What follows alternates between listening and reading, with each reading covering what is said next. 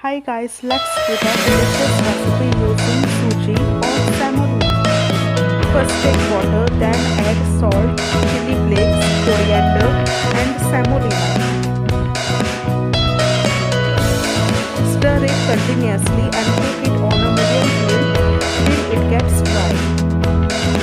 In a separate pan, place chopped potato, carrot and green peas. Let it boil.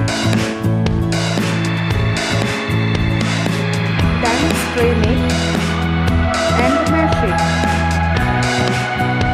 In a separate pan, take little oil, then add onion, green chili, spring onion, cook it for some time. Then add mashed veggies and add red chili powder, chaat masala, pinch of salt and turmeric. Cook it for some time. Then take semolina mixture and then place masala veggie and shape it in the form of heart and then fry it. Enjoy, like, share and subscribe for more yummy recipes.